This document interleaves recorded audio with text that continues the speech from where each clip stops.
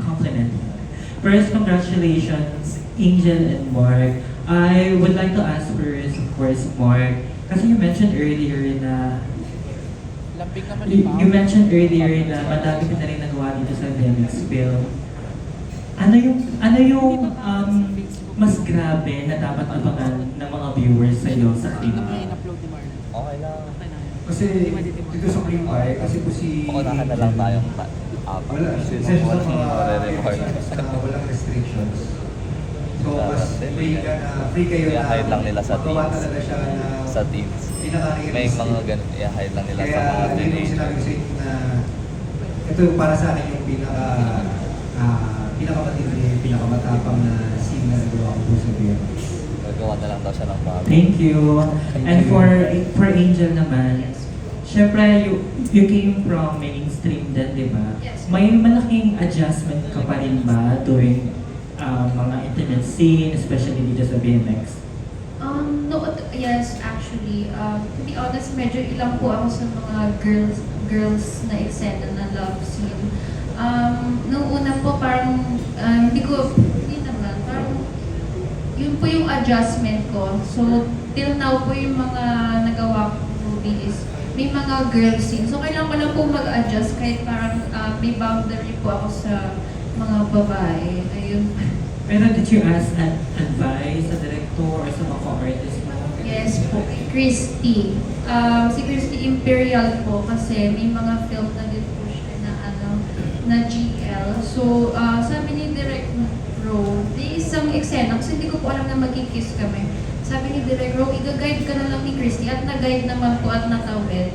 So, I hope natural lang dating ko nun. Ewan ko na. Thank you. Thank you so much. At ang muling magtatanong sa Cream Pie is Erwin Ogawa from Anong Ganap. Hello? Hello guys, congrats sa new project. Kay Mark muna. Okay, Mark, anay mo na nakasama ng mga girls sa BMX. Anong kaibahan ng isang Angel Castro sa mga nakasama mo? Yun nga, kaya na sabi ko po kanina, matapang siya, wala siyang restrictions. So, tsaka nagtitiwala siya na hindi siya matatake advantage, kaya mas may freedom kami na gawin yung eksena, hindi makatotohanan talaga para sa mga nanonood. And anong kaibahan ng pagiging isang mga producer at the same time actor na rin? Siyempre, mas mahirap po. May na, siyempre, nagpe-prepare ka sa actor, tapos iisip mo rin, minsan during the scene, or habang nagpe-prepare ka sa scene, may mga papasok na konting problema sa production. Sa budget na? Challenging siya, pero lagi naman po may itatawid. Thank you, Mark. And kay Thank you. Angel, Angel, since nakagawa ka na ng mga mainstream projects before, Yes. so anong kaibahan nito ng paggawa ng isang BMX film? Not so much po sa BMX, but in terms of movie kasi, in general po, first book din ng Cream Pie kasi wala po akong naging movie before, pero so po. Ang kaibahan po, pag film pala is, you have to repeat the scene multiple times kasi iba't ibang angle po. Kasi sa teleserye po, parang may isang take, minsan isang take na lang po kasi nandun na lahat. Pero may iba't ibang angle po, tapos mag-set up pa.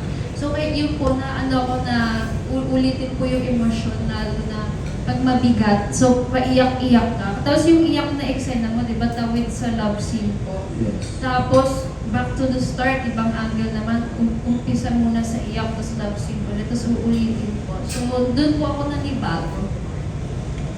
And you work with Direk Ro, right? So, kamusta naman si Direk Ro? Ang dami na nagawang BMX project. So, ano yung natutunan mo kay Direk Ro?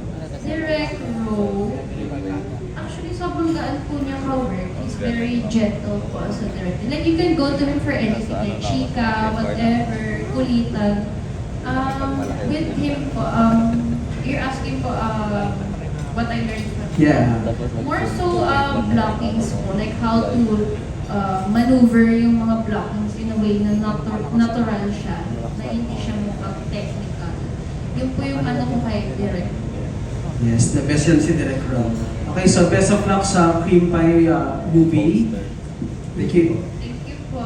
Alright, maraming salamat. Proceed naman tayo sa ating additional questions from the press na sa akin muna magagaling. This is for both artists. Really quick questions lang. Ano yung pinakamahirap na ginawa nyo during shooting or production? Shooting. Ako po kasi, ang tagal ko na din hindi nag-taping, 3 years na ako nag-stop. So, yung siguro yung pagod and yung pagkasunod-sunod ng mga eksena, parang wala kang time to think or breathe, like go. So, I had to get used to it, pero nakuha naman din po. It was just an adjustment. Sa akin naman po, wala naman. Usual, sa dami na po na nagawa ko na films, parang ano lang siya, yung normal na ano lang. Happy ka kasi sa ginagawa mo sa trabaho mo, hindi mo po So, walang challenge. Ang galing. Alright, second question. Kung pie ka, bukod sa cream pie, anong uri ka ng pie? Simulan natin kay Mark. Okay, bye. buko pa yun. Buko. Bakit buko pie? Favorite ko kasi yun eh. Okay. Ako, meron pag chocolate pie. Pwede, gagawin natin for you. Kasi I love chocolate. I love it. Okay, and final question, segue na rin natin to your invite. Gaano katamis ang cream pie? And then invite everybody, don't forget, we're also live online. Simulan natin kay Mark. Space out of sir. Invite, yes. Yes, gaano katamis ang cream pie, the movie? And invite us to watch it. Yung Cream Pie po, isa na to sa pinakamatamis na mapapanood nyo sa BMX and streaming na po siya na starring Angel Castro, myself, Vince Rillion, Christy Imperial, and Margaret. Directed by Rodante Pajerno Jr. Thank you po, panoorin nyo po. Lahat po ng BMX film sana support yan. Ang ganda po ng sinabi niya, wala na po ako madadagdag. Gaano katamis ang cream pie, Angel? For me, Or hindi? hindi siya matamis. Ayun. Madugo po siya. Abangan po pa. Ayun. Okay, and also, please invite everybody. Kailan ba lalabas ang cream pie? Actually po, today, it already streamed po sa BMX app. So, sana po makapanood po kayo at makita niyo po yung sinasabi kong madugo. Abangan namin yan. Alright, and that concludes our Q&A for cream pie. Palakpakan natin si Mark and Angel. Let's have your final group photo here, please, in front of the table. After which, we will play the trailer for the benefit of those who have just arrived. Maraming salamat po to all of our friends from the media who participated in our Q&A. Don't forget, guys, we have another special feature coming up straight after this. So please look towards the center, guys. Huwag niyo pong kalilimutan, July 31, today. Showing na po ang cream pie exclusively on VMX. Alright, tingin tayo towards the left naman. Lady and gentleman.